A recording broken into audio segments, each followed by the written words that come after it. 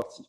Donc, ouais, très rapidement, avec Estia, on voulait vous parler aujourd'hui du système immunitaire, dans la mesure où on sort de l'hiver, donc l'organisme est un peu fatigué. Du fait du confinement, il y a beaucoup de choses aussi qui circulent sur les réseaux sociaux, beaucoup d'éléments de peur. Donc, on voulait apporter un peu de la clarté par rapport à tout ça, pour que, déjà pour vous, pour que vous puissiez le diffuser aussi autour de vous, c'est-à-dire avoir des éléments pratico-pratiques. Et pour apporter ces éléments pratico-pratiques, eh bien, on ne la présente plus, c'est Sarah. C'est Sarah qui va s'y coller. Alors déjà, ce qu'on voulait voir aujourd'hui avec toi, c'était que tu nous parles un peu de qu'est-ce que le système immunitaire, parce qu'on en entend souvent parler, mais concrètement, c'est quoi? Qu'est-ce que le système immunitaire? Bonne question, parce que c'est vrai qu'on entend que ça en ce moment. En plus, c'est très à la mode, système immunitaire, et en fait, on ne sait pas très bien à quoi ça correspond, ce que c'est. En fait, c'est très simple. Bonjour Marie-Christine. C'est très simple, le système immunitaire. En fait, nous sommes constamment baignés dans un magma de microbes, de bactéries, de virus. C'est tout à fait normal. Ça correspond finalement à notre environnement. C'est dans l'air, c'est dans l'eau, c'est dans tous les éléments qui nous entourent. Or, ces bactéries, ces microbes, ces virus vivent en bonne intelligence à l'intérieur de nous.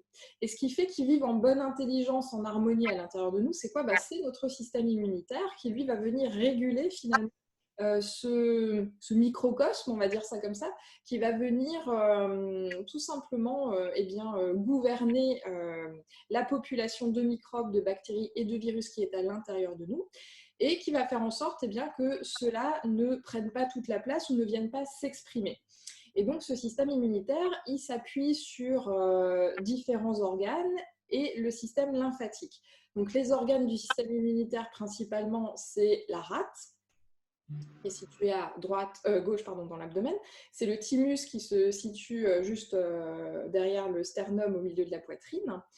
Et c'est également le foie, puisque le foie a un grand rôle dans justement l'équilibre et la santé du corps, puisqu'il va transformer toutes les bactéries excédentaires, tous les microbes excédentaires, ainsi que les virus, etc., en bile pour pouvoir digérer les aliments. C'est quand même assez magique qu'il puisse transformer quelque chose qui à la base est nocif en quelque chose qui est bénéfique pour l'organisme.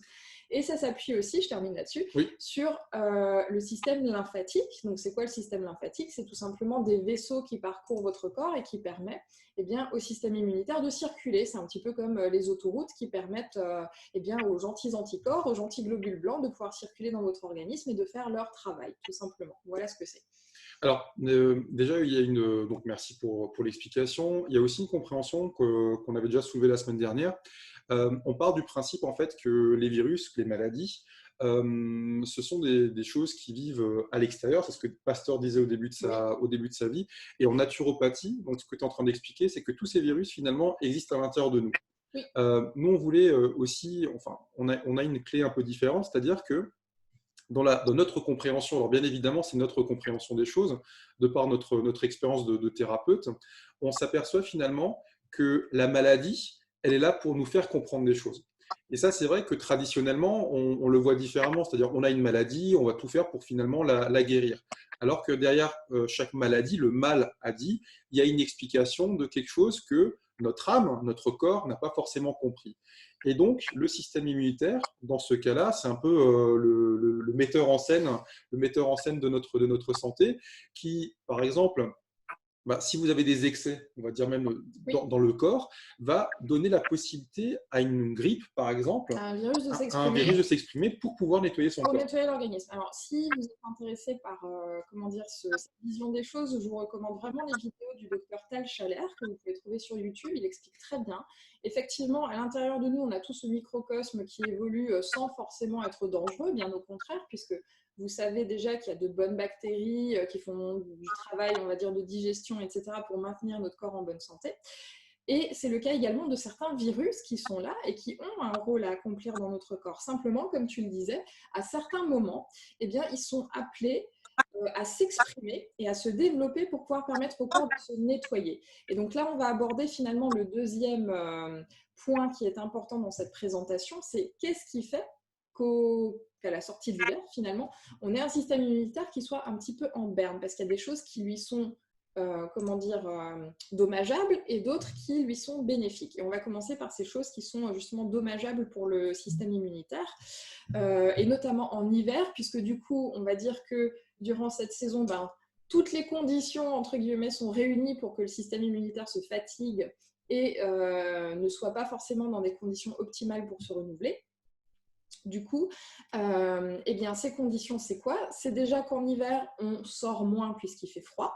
Donc, on a tendance à vouloir rester dedans, au chaud, ce qui est tout à fait logique, on va dire. Surtout en Alsace. Surtout en Alsace, c'est chez nous, du coup. Et du coup, de ne plus sortir, donc on est moins alimenté par les rayons du soleil, première des choses. En plus, il ne fait pas forcément beau, il fait un peu moche, donc on a moins de lumière. Le soleil qui permet de créer de la vitamine. Exactement, et ça, j'y viens après. D'accord. Donc ça, c'est la première des choses, le fait qu'on soit moins dehors. La deuxième des choses, c'est quoi? C'est qu'en hiver, comme notre organisme est un petit peu, on va dire, sursollicité, eh bien, on aura tendance à manger différemment, à manger plus gras, à manger plus riche et à manger des choses qui ne sont pas forcément adaptées à notre tube digestif pour pouvoir doper notre organisme. Le problème de ces aliments-là, c'est qu'effectivement, sur le coup, ils nous donnent une sensation, on va dire, de bien-être, une sensation de satiété, etc. Sauf qu'à la longue, ils vont faire que, il y a des crasses qui vont se créer dans votre organisme. Or, ces crasses, à la longue, elles vont empêcher votre système immunitaire de bien faire son travail. Ça, c'est la deuxième des choses.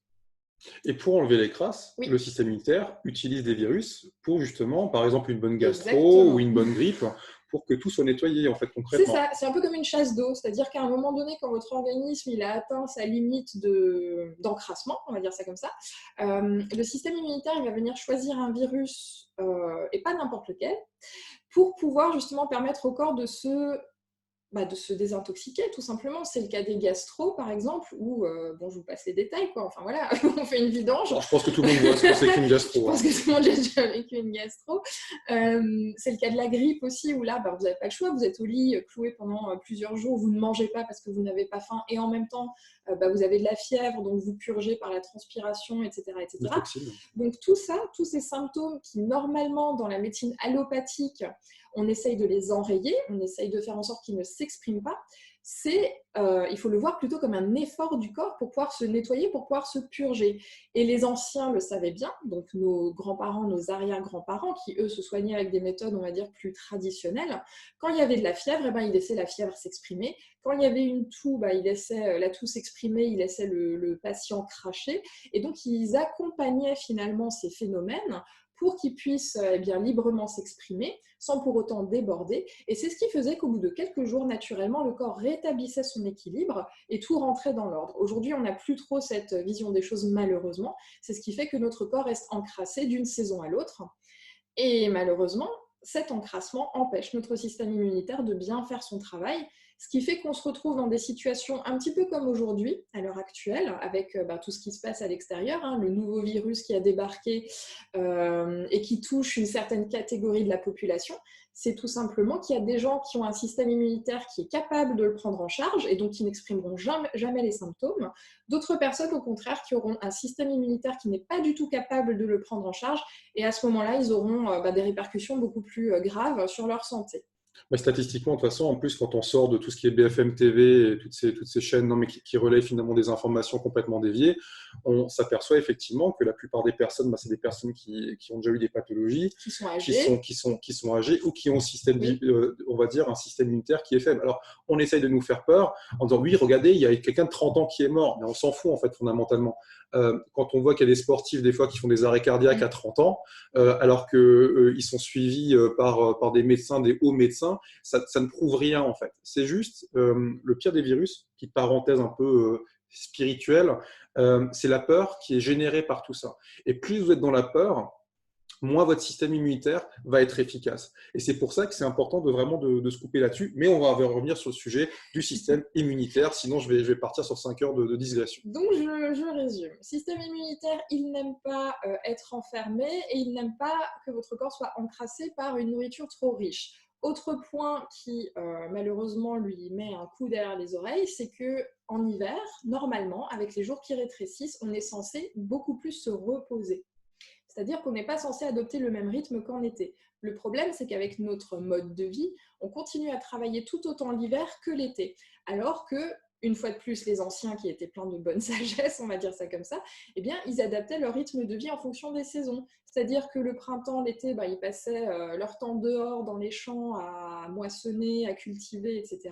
Et en hiver, ils prenaient un temps de repos où ils s'occupaient beaucoup plus de leurs bêtes, par exemple, et ils passaient beaucoup moins de temps à l'extérieur et beaucoup plus de temps à dormir, à récupérer, ce qu'on ne fait plus aujourd'hui, et ce qui, du coup, endommage notre système immunitaire.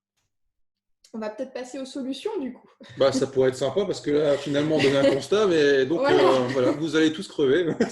Mais non, on va donner des solutions, bien évidemment, pour booster le système donc, immunitaire. C'est sans espoir. Bon, vous aurez compris que, bien sûr, à partir de ce constat-là, il faut prendre le contre-pied, tout simplement.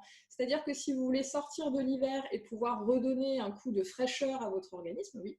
Non, je voulais juste dire que, en fait, ce qu'il faut faire, c'est désapprendre tout ce qu'on a appris et tout ce qu'on nous a martelé depuis des années. Comme l'ineptie avec les 5 produits laitiers par jour, où on voit des petits bonhommes en train de danser, c'est merveilleux le lait. Le lait, c'est un produit qui va acidifier votre corps. Et le lait de vache, plus vous avez de l'acidité dans votre corps, plus votre corps va être sensible aux pathologies et à développer des pathologies. On pourra faire un zoom là-dessus d'ailleurs sur pourquoi pas l'acidification zoomons. Et mais c'est dommage. Non, mais il n'y a pas de souci. Vas-y. Donc, pour redonner un coup de fraîcheur à votre système immunitaire, un coup de fraîcheur à votre organisme, c'est très simple. Il faut tout simplement, dès que le printemps arrive, que les jours se rallongent, se mettre dehors. Ça va permettre quoi? Ça va permettre à votre peau de capter les rayons du soleil. Le fait qu'elle capte les rayons du soleil, elle va pouvoir synthétiser des vitamines et des hormones qui sont nécessaires à la bonne santé de votre corps, notamment la vitamine D, ça maintenant on le sait. C'est vrai qu'à une époque, on avait tendance à nous donner des capsules de vitamine D à gogo. Aujourd'hui, on s'aperçoit qu'il faut tout simplement se mettre dehors.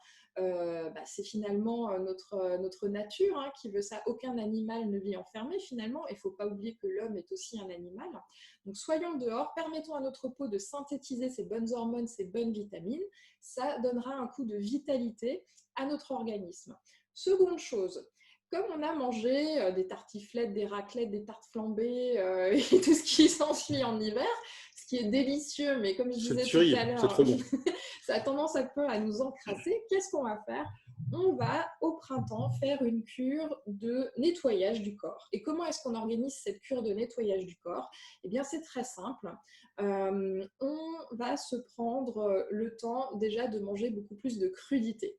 Alors, l'avantage des crudités, c'est non seulement que ça va nettoyer votre organisme, mais ça va aussi apporter énormément de vitamines et de minéraux qui sont nécessaires à la restauration des cellules, et donc des cellules du système immunitaire, forcément. Je ne sais pas si vous avez déjà entendu parler, pour certains je le sais, mais de monodiète ou de jeûne par exemple. Ça c'est parfait si vous faites quelques jours de monodiète, c'est-à-dire ne manger qu'un seul aliment, ou quelques jours de jeûne, c'est-à-dire ne pas manger du tout, pour pouvoir purger votre organisme, ce qu'aurait fait finalement un virus, tel que la gastro ou la grippe, mais de le faire dans des conditions que vous-même vous aurez choisies, sans être cloué au lit et sans être dans une situation imposée. Donc ça, c'est vraiment quelque chose, une fois de plus, que nos ancêtres faisaient régulièrement. C'est le cas par exemple dans la religion catholique. Là, on fête Pâques, mais avant Pâques, il y a toute la période du carême. Ça permettait finalement aux organismes des gens de se renouveler avant l'arrivée du printemps.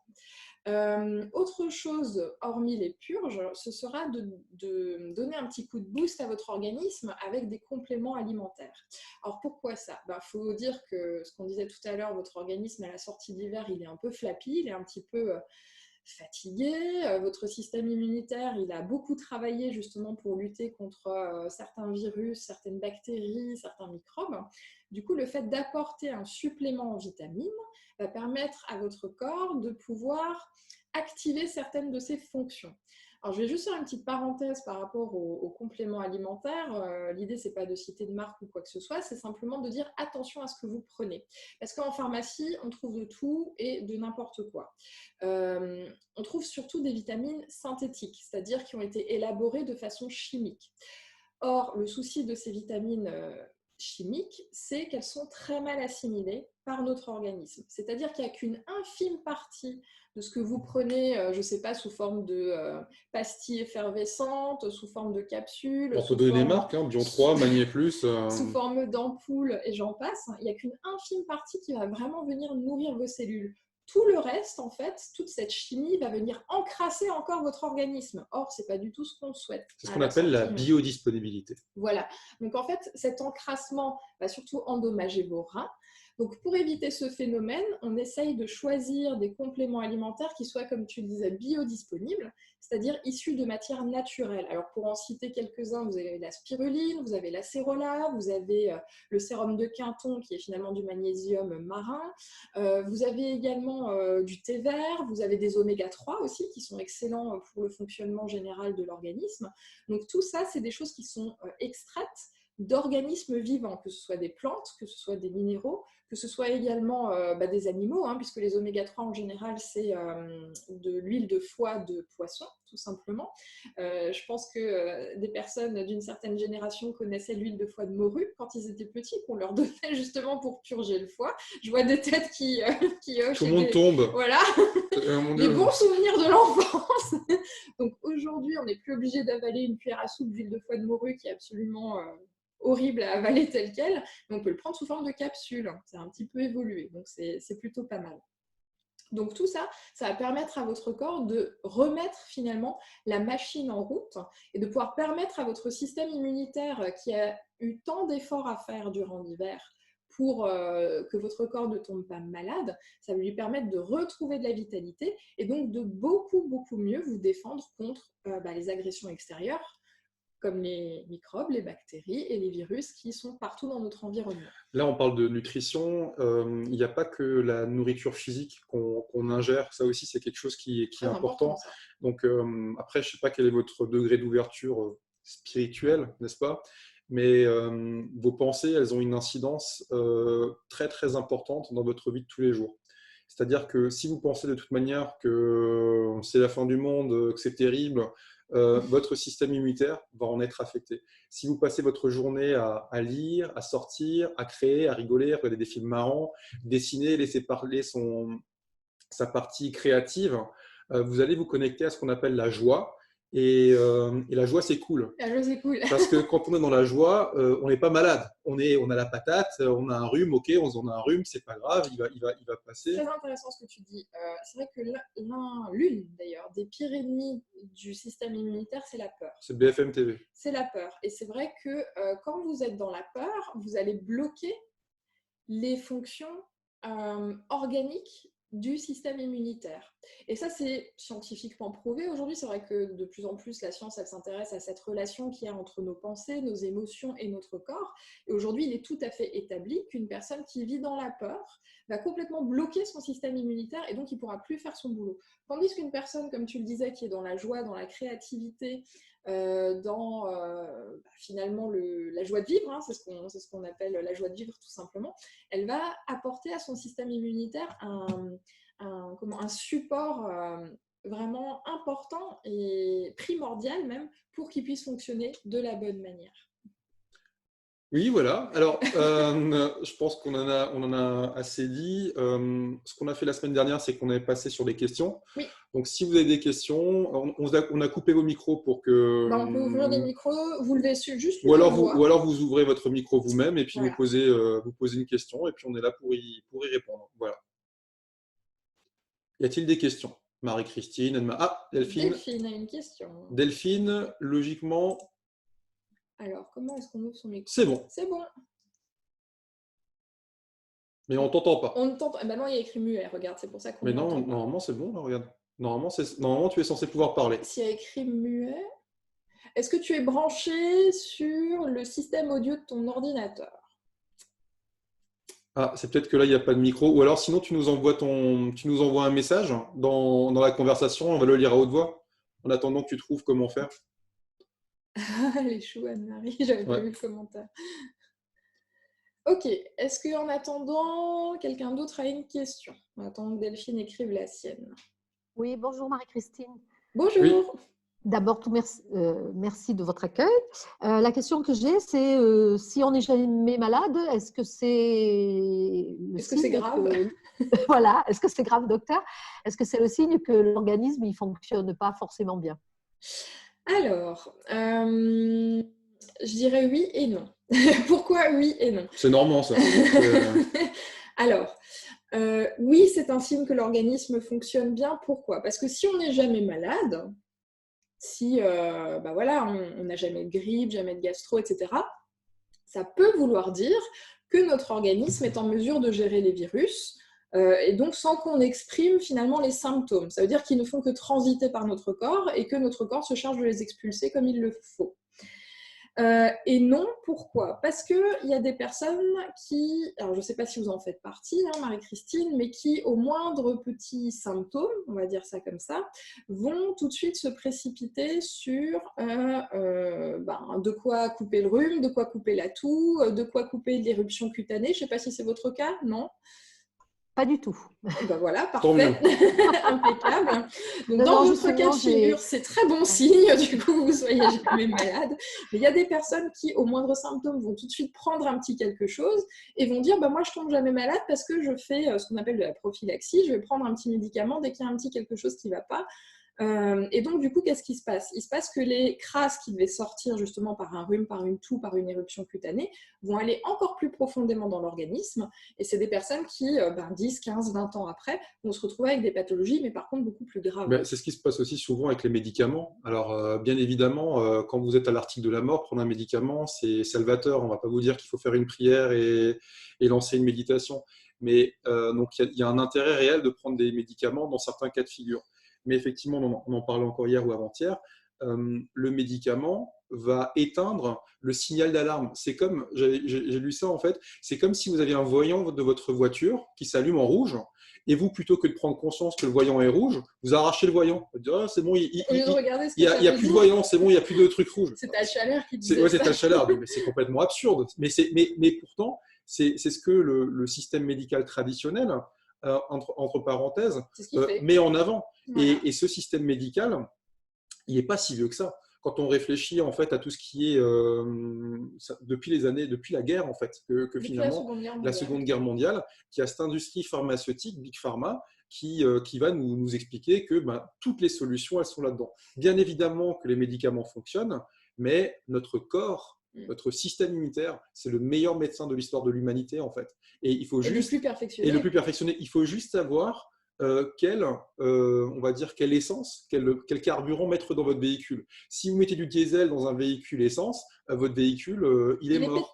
C'est exactement pareil, sauf que on a l'habitude de manger quoi? Des produits morts. Il n'y a pas de produits crus justement vivants. Donc, on va prendre des nouilles, on va prendre des sauces, on va prendre des plats industriels, on va prendre des viandes, on va prendre des sodas, des alcools. Mais votre corps, c'est normal qu'il soit encrassé en fait.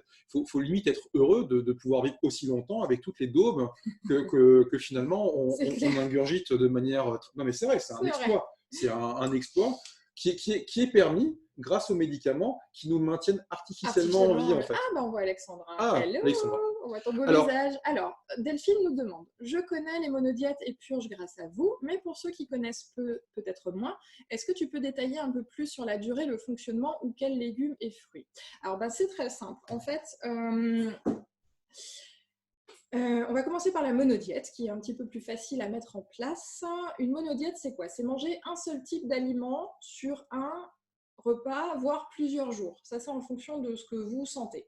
Donc, idéalement, on fait bien sûr des monodiètes de fruits ou de légumes, c'est-à-dire qu'on peut se faire, je sais pas moi, une monodiète de pommes, par exemple, une monodiète de raisin. Ça, c'est très tendance au moment où le raisin est mûr. On peut se faire une monodiète de carottes aussi. Et donc, ça, on peut le faire sur un repas, par exemple, le repas du soir ou le repas du midi, ou plusieurs jours consécutifs. Plus votre monodiète sera longue, plus votre corps sera nettoyé, décrassé. Mais il faut toujours s'écouter, c'est-à-dire qu'il faut toujours faire attention à ses sensations. À partir du moment où vous êtes lassé de votre monodiète, vous avez vraiment envie de manger autre chose, vous vous écoutez, vous arrêtez et puis vous mangez autre chose. Le jeûne qui est un petit peu plus drastique, en fait, là, on va nettoyer plus en profondeur encore, c'est-à-dire qu'on va rien manger, on va boire pour ce qui est du jeûne hydrique, mais il existe également le jeûne sec où on ne boit ni ne mangent pendant 1 ou 2 jours maximum. Là, en fait, on va vraiment nettoyer le corps en profondeur et on va faire durer ce jeûne, alors idéalement 1 journée, et on répète cette journée toutes les semaines. Ça va permettre au corps de faire un petit entraînement pour pouvoir se décrasser au fur et à mesure. Et si vous souhaitez ensuite enchaîner sur un jeûne un petit peu plus long de 3 jours, par exemple, puisqu'au bout de 3 jours, il se passe encore d'autres choses dans votre organisme, eh ben, on propose justement mensuellement une session gratuite de web jeûning. C'est quoi? Vous vous inscrivez sur un lien qu'on va diffuser et puis on vous accompagne avec des sessions justement de visioconférence. Un Mais petit peu comme le celle-ci. lien est dans Dans le groupe C'est pas Oui. nuire avec Estia Bien-être. Vous avez un élément qui S'appelle les web jeûneurs. s'appelle les web jeûneurs. Dans événements. Voilà. Donc, Et vous pouvez vous inscrire et donc du coup on fait ce jeûne ensemble pendant 3 jours. On vous accompagne, on vous donne surtout les clés pour vous préparer parce que ça se prépare. c'est dans l'annonce. Et on vous donne les clés pour sortir du jeûne aussi, parce qu'on ne fait pas n'importe quoi avant, on ne fait pas n'importe quoi après. Sinon, ça peut être assez catastrophique. Donc là, l'idée, c'est vraiment que vous puissiez être accompagné, que vous le fassiez dans les meilleures conditions possibles. Mais idéalement, pour commencer, on fait 1 jour de jeûne par semaine pour permettre au corps déjà de bien se nettoyer. Et quant aux légumes ou aux fruits, je dirais que presque tous les légumes et presque tous les fruits sont bons, à condition qu'ils nous fassent envie. Il y a un mouvement qui s'appelle l'instinctothérapie, je ne sais pas si vous en avez déjà entendu parler. En fait, l'idée, c'est que ce mouvement, on va dire nutritionnel, on prend des légumes, des fruits, on les passe sous notre nez et le truc qui nous fait envie, c'est ce dont notre corps a besoin. Alors, sans pousser à l'extrême, parce qu'il y a des tendances, on va dire, un peu déviantes, un peu sectaires dans ce mouvement aussi. L'idée, c'est de se dire, si j'ai envie de quelque chose de cru, quelque chose de naturel, bien entendu, c'est ce dont mon corps a besoin. Écoutez-vous là aussi. Quels sont les fruits, quels sont les légumes qui vous attirent le plus? Et mangez-en. Faites-vous, par exemple, une monodiète, je ne sais pas, de fraises, ça va être la saison là, bientôt. D'une manière générale, il est assez incroyable de se dire que on a besoin d'un planning et d'un agenda pour savoir quand est-ce qu'on doit manger. C'est-à-dire que dans la nature, vous n'avez aucun animal qui va se dire « Ah, il est midi, allez Maurice, on va aller manger ». Et en fait, nous, on se base là-dessus. Il faut simplement écouter son corps. Vous avez faim, vous mangez. Vous n'avez pas faim, vous ne mangez pas. Et ça se passera très, très bien comme ça, dans l'absolu. Alors, est-ce que ça marche pour les saucissons? Oui, certainement. Monodiète de saucisson. Une monodiète de saucisson, pas exactement. Sûr, hein. C'est mieux de faire un truc. Est-ce que vous aviez encore une autre question? Il nous reste 7 minutes pour la vidéo. Anne-Marie, on t'écoute. Moi, je voulais savoir si il faut absolument manger que des crudités ou si on peut se permettre de manger des soupes. Parce que moi, l'hiver, je ne mange que des soupes. Oui, alors on peut manger des légumes cuits, effectivement, pour les monodiètes, sachant qu'ils n'auront pas le même pouvoir revitalisant sur ton organisme que du cru. D'accord. En fait, dès que tu chauffes un fruit ou un légume au-delà de 40 ou 42 degrés, bon, on s'en fout, c'est dans la quarantaine de degrés, tu vas perdre plus de la moitié finalement des minéraux et des nutriments de ces fruits et légumes. Donc, c'est pour ça qu'on préconise de manger cru au maximum. Après, si une personne n'a jamais l'habitude de manger cru, le fait de manger cru au début, le système digestif, tu l'entends vivre en fait. C'est clair. Voilà, faut alterner, tout simplement. Ok. Non, parce que l'hiver, comme on a un petit peu moins de légumes, moi, c'est vrai que je fais mon plein, entre guillemets, grâce aux soupes. D'accord. C'est déjà mieux que des pizzas ou autre chose. Ça, c'est sûr que c'est déjà bien. Oui. Y a-t-il d'autres questions, les amis? Ou pas? Apparemment pas. Alors, ce qu'on peut vous proposer aussi, on va faire un peu d'auto-promo quand même, dans l'absolu. Non, mais il y a plusieurs choses en fait. En fait, dans le groupe S'épanouir avec Estia Bien-être, vous avez une annonce et dans cette annonce, il y a le lien pour vous connecter au web jeûneur. Donc ça, on vous le répète, c'est une session qui est gratuite, qui est faite tous les mois pour faire un jeûne accompagné. Après, toi, il y a d'autres outils. Tu as écrit un petit livre. Oui, alors il y a d'autres outils. Si vous voulez en savoir plus sur la façon dont prendre soin de votre corps, de façon très simple, comment est-ce qu'il fonctionne, qu'est-ce qu'il faut que je fasse pour qu'il soit en bonne santé, et notamment booster notre système immunitaire, il y a un livret qui s'appelle « Se réconcilier avec son corps » que vous pouvez commander sur Internet. Tout simplement, on fait les livraisons. On a appris que la Poste faisait des timbres par Internet. Youpi. Donc, du coup, les livraisons, elles marchent encore. Et si vraiment vous avez envie de mettre en œuvre ces principes et de commencer à vous prendre en main. Il y a un programme de 30 jours qui est tiré du livret, donc c'est vraiment la mise en pratique, on va dire, du livret. Un programme qui s'appelle 30 jours pour se réconcilier avec son corps. Et au bout de ces 30 jours, vous aurez déjà énormément de clés pour pouvoir prendre soin de vous au naturel. Voilà. Voilà, l'autopromo, ça suffit. Marie-Christine, je me permets, donc je connais ton livre grâce à Alexandra qui me l'a offert. Donc je suis presque arrivée à la fin, donc je n'avais pas encore vu le programme de 30 jours, mais c'est vrai que ça fait réfléchir, quoi. Et donc j'encourage vraiment les personnes qui sont présentes. Alors, Marie-Christine, on ne la paye pas. Hein. Moi, ça je laisse la première fois que je la vois. C'est ce que j'allais dire. C'est ce que j'allais dire, que je n'ai aucun intérêt à faire la promo du livre, mais c'est vrai que ça fait vraiment réfléchir. Bon, je suis presque arrivée à la fin, pas tout à fait, mais pas loin. Et c'est vrai que ça m'a bien fait réfléchir. Et, merci. Voilà. Merci pour le retour. Merci.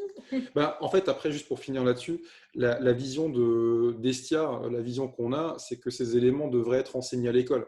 C'est-à-dire que là, effectivement, on a besoin de payer nos factures, donc on fait des choses. Non, mais c'est vrai, concrètement, mais fondamentalement, le but ultime, c'est que la transmutation, donc le travail sur les mémoires cellulaires, soit enseigné à l'école, que ces informations sur la nutrition de manière naturelle soient diffusées à une échelle planétaire. Parce que si les gens apprennent à manger correctement, apprennent que finalement, ils sont libres de prendre soin de leur corps de manière naturelle.